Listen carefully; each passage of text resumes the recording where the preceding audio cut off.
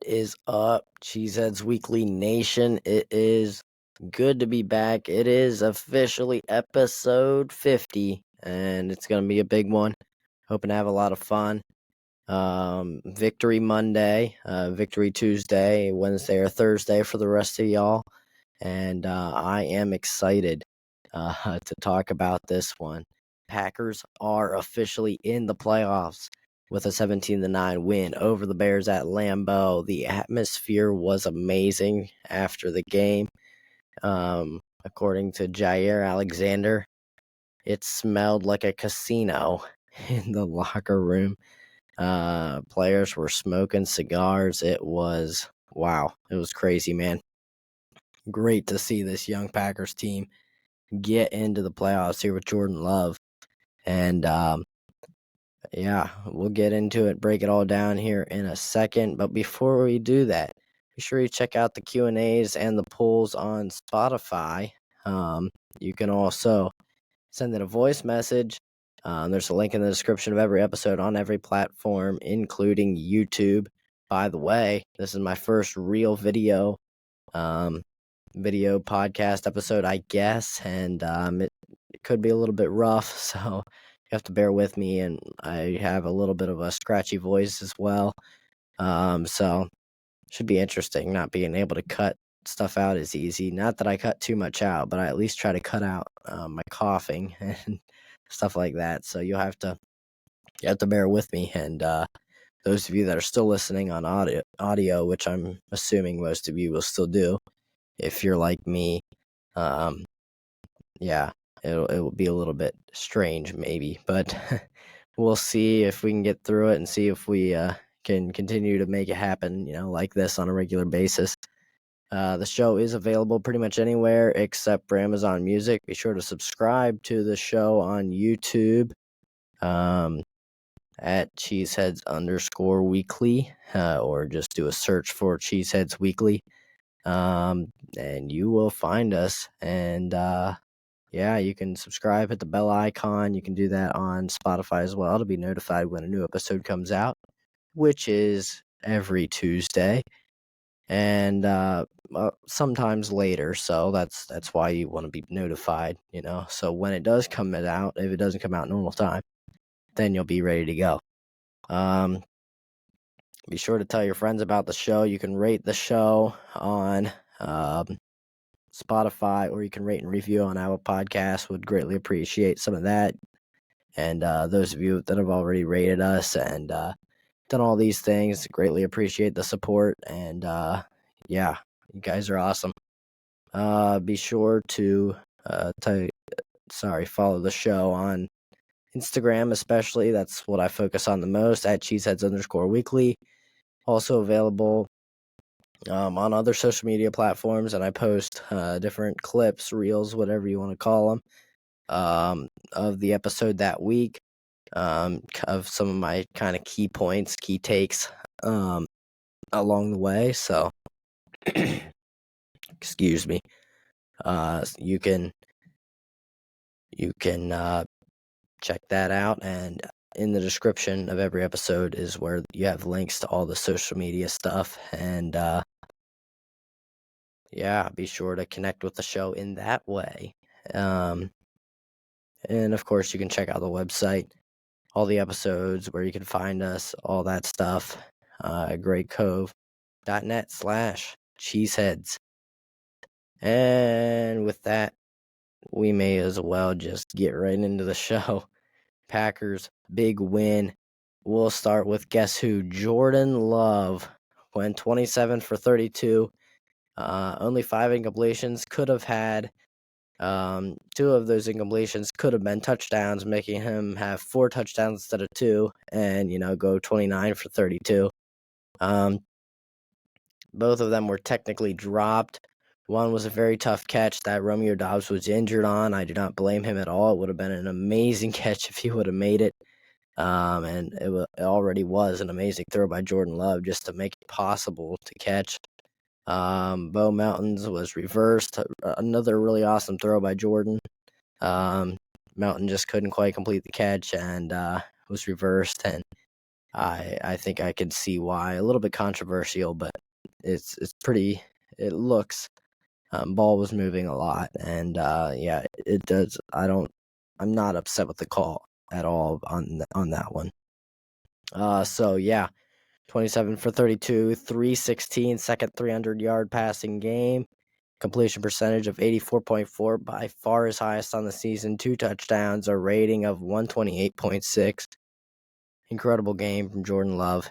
He has been balling out the past few weeks, and I think this one is a new career high.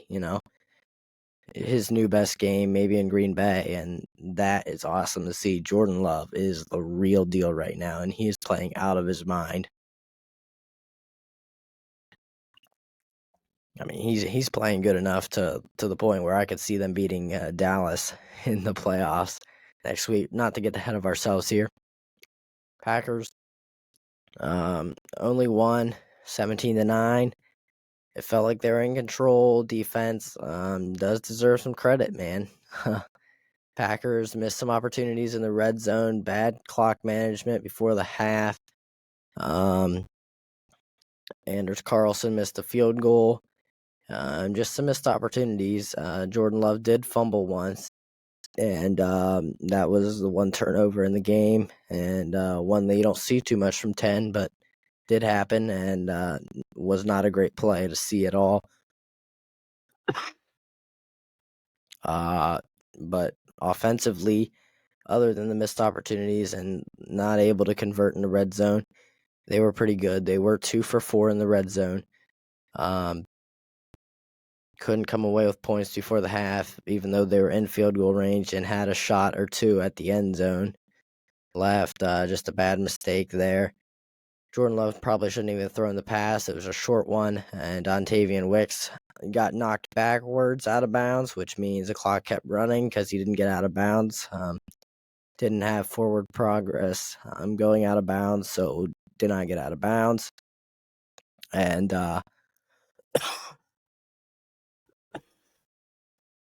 excuse me.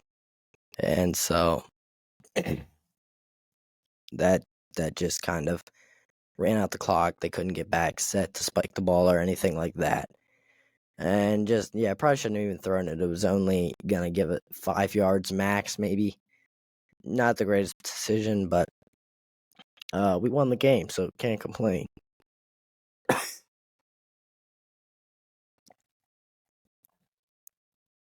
Like I said, my voice is not having a great day for sure.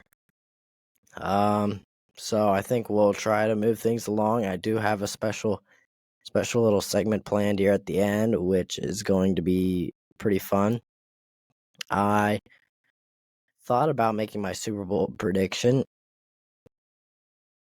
I guess I can make my Super Bowl prediction. And everything. Just I won't go all the way through the playoffs or anything because yeah, that will take a little while, so we won't do that, but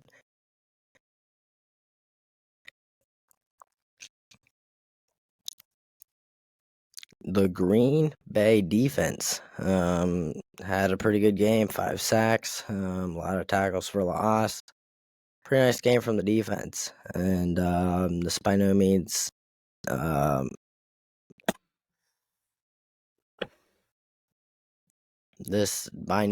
means that I want Joe Barry to stick around or anything. I think he's doing a little bit better in his game planning. I think players are doing a little bit better executing.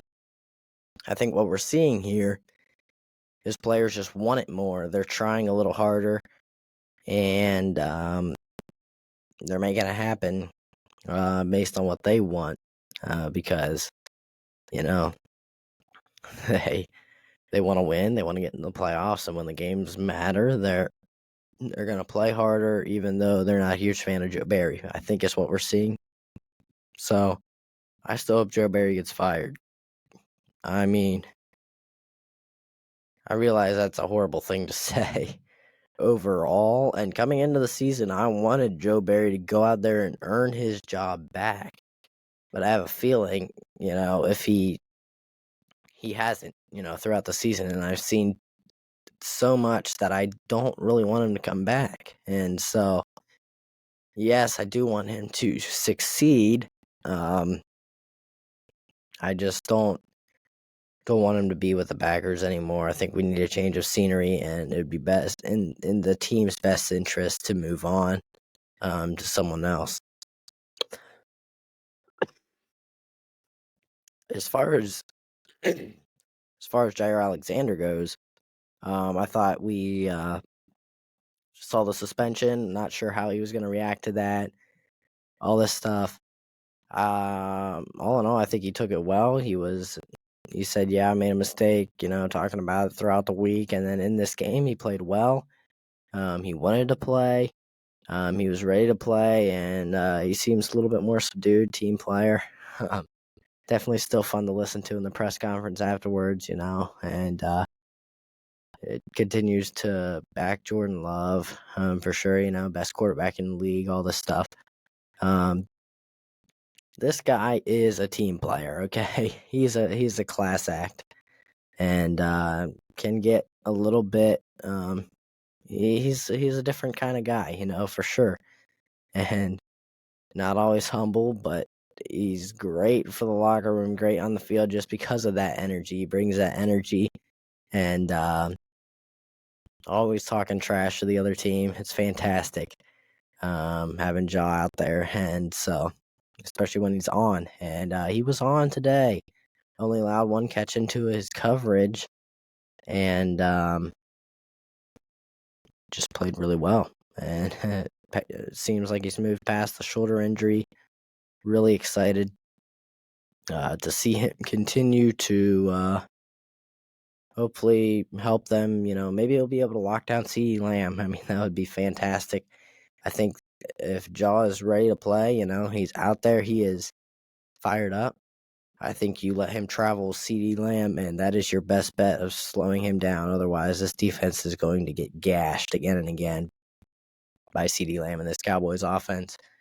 And I mean, if you have Jair Alexander covering CeeDee Lamb, I mean, they're gonna target Jake Ferguson, Brandon Cooks. It's gonna be really tough on the defense for sure. But if you dominate the trenches, you put pressure on Dak Prescott. That's when good things happen for you, because you force him to make mistakes, and Dak Prescott makes mistakes, man. I've been saying it all year long. These Cowboys are not the real deal. And when you got all this pressure like this, Jordan Love's no slouch. This team's no slouch, man. They may be the number 7 seed, but they're no slouch. And the Cowboys will be under pressure to perform. And so we'll see what they can do. I still expect them to win, but I think the Packers have a very nice chance of winning. So we'll see what happens. All in all, it should be a really fun game, and I'm really excited to be able to watch it for sure.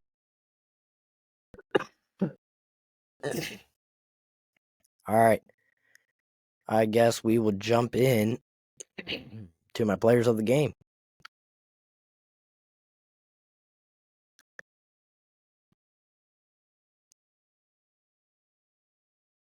So, if we go here to the offensive side of the ball, number 1, Jordan Love. Already talked about him. I got a PFF grade of 83.0. Without the fumble, I think it would have been a little bit higher, and we would have seen, some 90s action, some elite grade there. He was great for clean pockets under pressure against the blitz, off play action. The other thing he had trouble with was he did have 2 turnover worthy plays. One was the fumble. He did throw an almost interception. Malik Keith was able to break it up, but it might not have been all on Jordan Love, but probably not the greatest decision. And yeah, you don't want to see that. That was right before the half, and it didn't end up taking points off the board because they made another blunder and weren't able to get points anyway.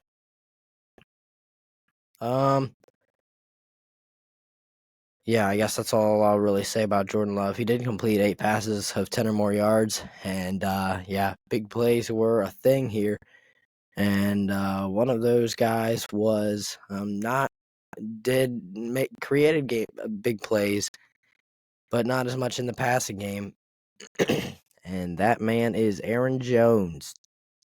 Aaron Jones, he forced 7 missed tackles, 4 runs of 10 or more yards, created 10 first downs. This guy is on a heater right now. And his stats the last 3 games combined, this is right after coming back from injury. 63 carries, 358 yards, a 5.7 average. No touchdowns at all through those games. This has not been a touchdown scoring year for him. He has had years past where he's been scoring lots of touchdowns. This is not that year, but this guy looks as good as ever. And I mean, he's getting to what would be the latter end of a running back's career, and he looks fantastic. Battled through the injuries, but if he's healthy, he is amazing. And I think I've said this enough, but he's great on and off the field, and team player all the way. And I'm going to do my top 5 favorite players. I'll just give a little teaser. Aaron Jones is definitely on that. I'm sure you could have guessed. This guy is a class act, and I hope the Packers can find a way somehow to keep him next year because he is incredible. For number 3, I'm kind of going to cheat a little bit here. I'm going to kind of put 3 on here. The main guy who I would put on here is Dontavian Wicks, but I wanted to shout out Bo Mountain and Jaden Reed as well. So let me just look at the box score here for them. Jaden Reed went 4 for 112 yards on 4 targets, had a long of 59. He looked explosive the whole time. Big time from Jaden Reed. Bo Mountain was 5 for 62 on 7 targets. Again, could have had that touchdown, would have made his day even better. Was consistently getting open, catching balls, and overall pretty strong hands. He had what I would think is a contested catch. I mean, defender was pretty close to him and had his hands on him. And Jordan Love just fires a laser in there, and Bo Mountain able to make the grab. Nice catch. And that converted a first down. Maybe it might have been third down. And made it first down. Dontavian Wicks was 6 for 61, but had 2 touchdowns. His first multi-touchdown game. Big game from Dontavian Wicks. He looked great out there. And tell you what, these guys are all tough and they just play hard. He had to fight for his second touchdown, but able to get it across the goal line. He's not a big dude either, so pretty impressive from Dontavian Wicks. And I mean, him and Jaden Reed were questionable coming into this game. They're playing through injuries, and they just both look phenomenal. Imagine what they would be like full strength. Bo Mountain continues to produce, and that's fantastic. Jaden Reed becomes the second Packer this season to crack 100 yards receiving. Bo Mountain did it last week. And Jaden Reed, I'm so stoked to see him get that because he's put in the work. He's been fighting injury almost all year long, chest injury. And this kid's so tough, and he's been getting it done, man. And he looks fantastic out there. Love watching Jaden Reed play.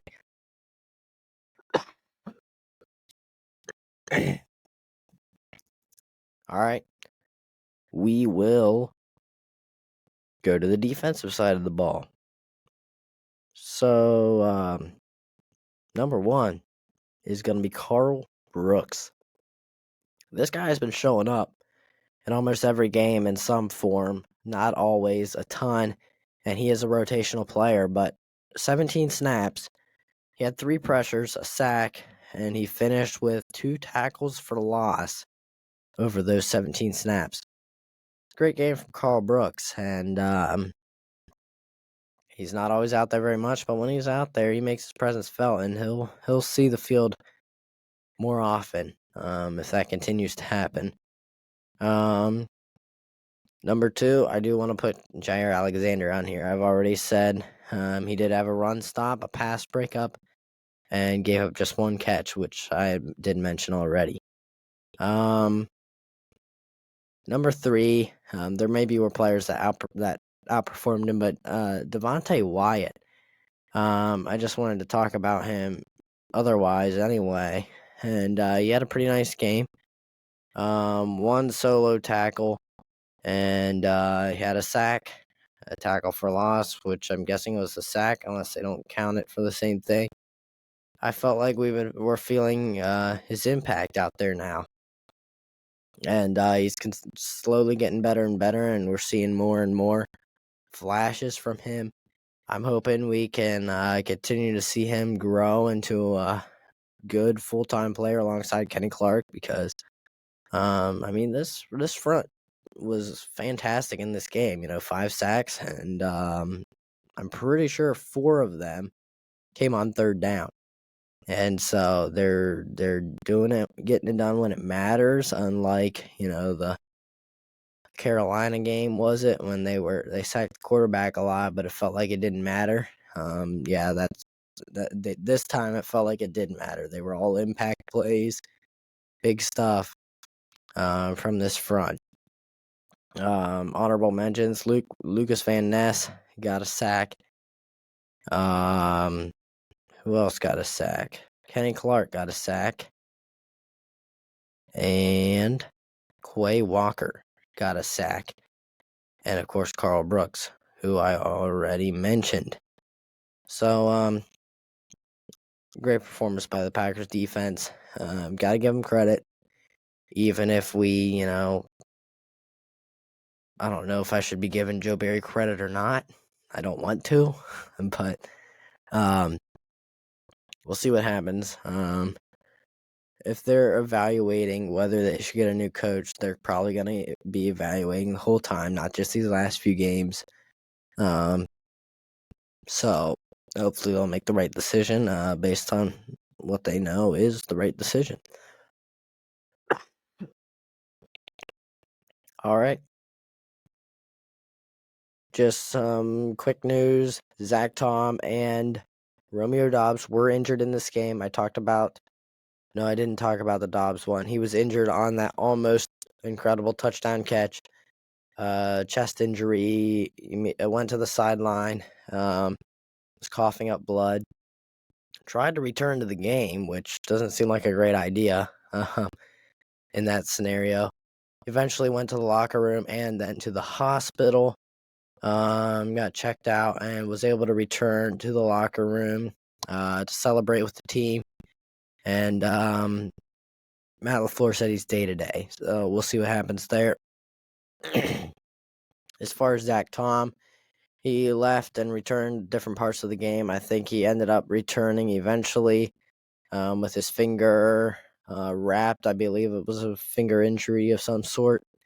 And was able to finish out the game. I believe he'll probably play next week, considering he was able to play through it in this game. The other injury I would like to talk about is Christian Watson. He was listed as questionable.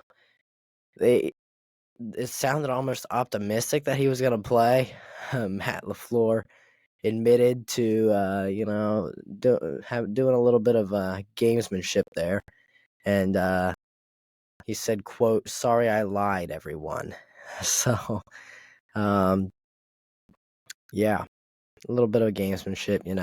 Bears have to be on edge preparing for Christian Watson, and he's not even out here. So not a bad move from LaFleur. That's all right. That's all right, buddy. I forgive you. So that it sounds like he wasn't really close to playing, and maybe not really that close to playing next week either. So we'll see what happens. He did practice. You can't make that up, or you'll get yourself in trouble. So he did practice last week. But hamstring injuries are tricky. It's just how he feels. Kind of Matt LaFleur said, and then he mentioned that we'll have to figure it out in the offseason, which means it sounds a little bit unlikely. We'll see what happens. It's possible he'll play. And I mean, the rest of the receivers have been stepping up all year. Christian Watson's not been out there very much, and while we'd like to have him, the other guys have been doing just fine, So we'll see. I guess we'll go right into my Super Bowl prediction. I predict, as lame as it sounds, I predict that the two number one seeds in each conference, AFC, NFC, Baltimore Ravens, San Francisco 49ers, get in the Super Bowl, rematch from Super Bowl, I don't know what, a few years back when the Niners had Colin Kaepernick. Should be interesting to see how this one goes. And then my Super Bowl winner prediction would definitely be San Francisco. I've not been on the Ravens bandwagon really this whole year. And the fact that they're being rested, I'm not a huge fan of it. And they rested 2 weeks. Lamar Jackson didn't play in week 18. And I'm not sure how many other players were out. Don't have Mark Andrews, who's always been a big target. And the defense has been great. I don't think they're going to stop San Francisco. I've always thought San Francisco is the real deal. I've not really had much faith in the Ravens, so I'm just going to go with that feeling right there, even though I haven't really watched a ton of either team. And let me tell you, the 49ers kicker could end up losing for him. He doesn't seem to be all that great in the clutch, but that's besides the point. Another rookie kicker there, Jake Moody, who they drafted in the 3rd round. Excuse me. And so it definitely could go either way. They might not even make the Super Bowl. I mean, come on, man. Why are we counting the Packers out right now? They can make the Super Bowl. No. I don't see that happening. If they do beat the Cowboys somehow, they have to go face the 49ers, who I have in the Super Bowl and winning the Super Bowl. So don't think that's going to happen. Now, I did make a Super Bowl prediction earlier in the year, and I wish I could remember what it was. I believe, if I am remembering this correctly, I predicted the Miami Dolphins to get in from the AFC, and they would play the 49ers. I'm pretty sure that's what I said, and I said the 49ers would win because I thought the 49ers were the real deal even at the beginning of the season, week 3 or whenever I made this. The Dolphins did manage to get in the playoffs. They have not beaten a good team all year long, and that continued as they lost to the Bills on Sunday Night Football. So I don't think they are going to be contenders for the Super Bowl. I don't see them beating the Ravens. In fact, I think, if I'm not mistaken, they play the Chiefs this week. I don't see them beating the Chiefs even, especially since they have to travel to Kansas City to play in that game. So I just don't see it happening. And, yeah, Chiefs haven't been great this year, but like I said, the Dolphins can't seem to beat a good team, and I don't think they're going to make it. So the prediction has changed a little bit, but 49ers still have them winning the Super Bowl. We'll see what happens. Keep your eyes peeled. All right, we'll get to the end of this episode here, and I get into a little bit of a fun section of the episode. We'll go over my top 5 favorite current Packers players.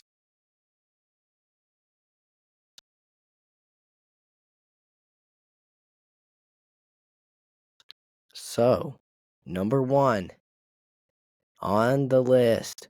Just kidding. We're going to start at number 5 and go up. Number 5 on the list is Romeo Doubs. He's been this is on and off the field. I've liked Romeo Doubs on the field. I thought he had pretty good potential, which is why I've been a little bit disappointed with his production this year. I thought he could. I thought we'd see a little bit more from Dobbs, and I mean the rookies, man. These guys are going crazy, just balling out of nowhere. But Jaden Reed and Wicks have been the main guys, but Dobbs just been the steady presence, been able to stay on the field. I don't think he's missed a game all year long. I could be wrong. I think almost every other receiver has been banged up or injured. Pardon me, but I don't think Romeo Dobbs has missed a game, even if he has been banged up. I could be wrong. It's possible I'm not remembering right, but yeah, just the consistency to stay on the field. Very humble. I've been impressed with that ever since he came into the league last year, and I think the Packers have been too. Matt LaFleur has talked about it in the past, and just from what I've heard from all the other receivers, when they're talking to the media and stuff, they kind of look up to Dobbs as the leader in that room, and it's crazy. He does seem kind of like the veteran of the room, and he's literally a second-year wide receiver. It's pretty crazy how things go, but yeah, he's stepped up as a leader, and that's really important. As important or more important than your on-field production, and that's really why I like Dobbs. And he's still talented. I still like his talent. I think he can be good in the NFL as well, and so I'm excited to continue to see him grow and develop in those ways. And Romeo Dobbs, number 5. Number 4 on the list, really fun rookie wide receiver, Jaden Reed. Now, this guy is obviously quite talented. We've seen it all year long. So fun to watch. I have been. I liked his college highlights. If I'm a real podcaster, I say I liked his college tape. Unfortunately, I do not watch college tape because normally you have to pay for that kind of thing, and don't have that kind of money to just throw around. But I liked his college highlights, and the guy plays tough. He plays big. He's a small guy, and he plays big. And we've seen that here in Green Bay too. He's been playing through an injury like at least half of the year, and just consistently gets out there, balls out. He's only missed one game, I think. And yeah, this guy's a real deal. He's tough. He's physical. He plays hard. He's taken plenty of his share of hits, dealt with injury, and he just brings the energy and excitement. He's so fun. He's fun to listen to at press conferences. I like the way he just he gives straight answers. He goes. He just gives his answers. He's him. He acts like him. He's not, evasive. Romeo Dobbs can tend to be that way a little bit. He tries to be really humble for the team and just always come across that way and give kind of general answers where, Jaden Reed will just he'll answer the question, and it's really cool to listen to him and just to watch him as a player, and he's still developing, man. He's going to continue to get better, and really excited for him. Number 3 on the list, my only defensive player and a veteran now on that defensive front. It is outside linebacker Rashawn Gary. This guy, great player, obviously, but he works hard, dude. He brings energy to practice. We've seen it in training camp, working his way back from the ACL injury, and coming back, just dominating. This guy he works for it, man. He has earned everything he's got so far, and he's work oriented. He's a big time leader in the locker room. Locker room speeches, pregame speeches, big time, and he is a rock leader in this, especially on the defense, and have a lot of respect for Rashawn Gary, and obviously have a lot of respect for just his play as well. Great player. Number 2, Aaron Jones. Aaron Jones comes into the picture. I bet you could guess who number 1 is at this point, but we'll get there in a second. Aaron Jones used to be my favorite player on the team before someone else came along. But Aaron Jones, man, he is a class act. I pretty much already talked about him, man, but team player.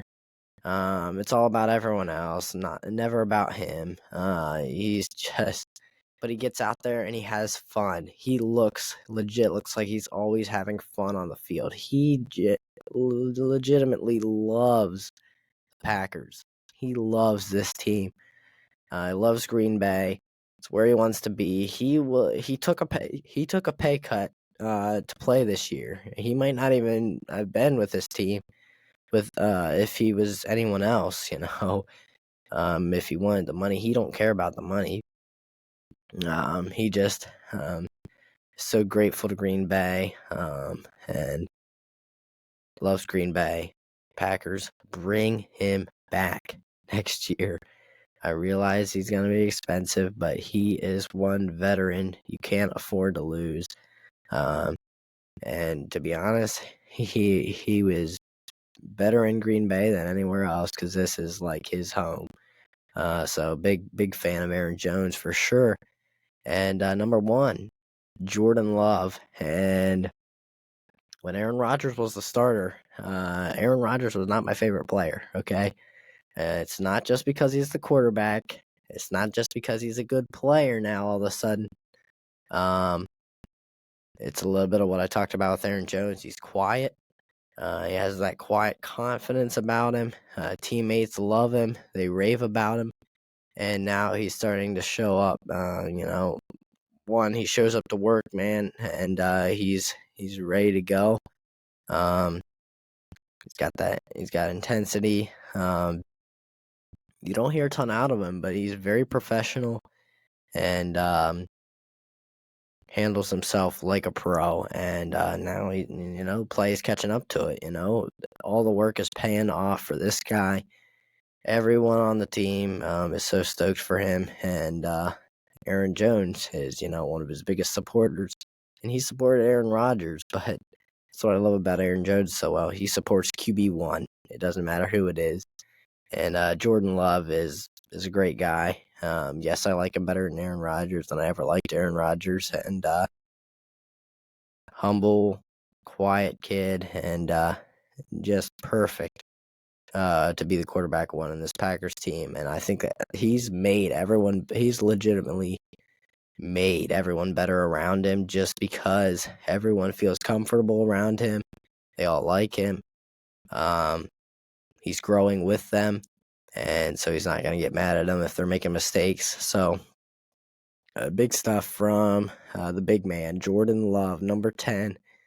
Yeah, love me some Love, man. And yeah, J-Love. Cannot wait to watch him next week against this amazing Cowboys defense, man. It's going to be tough. Can't wait to see him out there on the field. And it's definitely going to be a fun game. Be sure to check it out next Sunday, 4:30 Eastern, 3:30 Central. And we'll be in Dallas. Dallas has not lost a game at home this year. Let's make it the first, man. Let's go out there and beat those boys. Here we go. I am stoked for this game. I think they can win. I literally think they can. I don't expect it. I think they can. And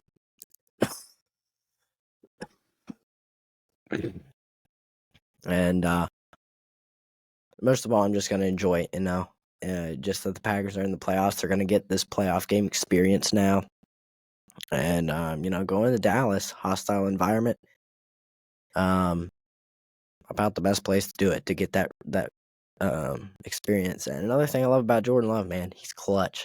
He is clutch. And this is a great opportunity to see, the moment's never too big for him. And I think there's going to be no exception here. I think the defense is what we got to be worried about the most. But Jordan Love, he's facing one of the best defenses in the NFL here in Dallas. So we'll see what happens. But I'm stoked for this game. I'm excited. Gonna enjoy it, even if they lose. And on to next year, man. So much to be excited for with this team. The way they fought to get here, where they're going, and how young they are, dude. I mean, they haven't even reached their full potential yet, and that's a crazy thing. So yeah, this team is awesome, and I can't wait till next week. But that is it for this episode. Hope you enjoyed it. Episode 50. Big milestone for the show. Thank you for all the support, participating in those Q&As, the polls. Continue to do that. Makes the show a lot more fun for me and for you all. And I hope you enjoyed this episode. Be sure to comment on YouTube, rate and review, whatever. Tell your friends about the show. You can follow me on Instagram as well at Cheeseheadz_weekly, and subscribe, follow, whatever. I'll see you next Tuesday, and hopefully we'll be celebrating a Packers win over the Cowboys, who I've been loving all year long, right? Big Cowboys fan. Yeah, let's take them down. All right. I guess we will talk to you later. Go Pack, go.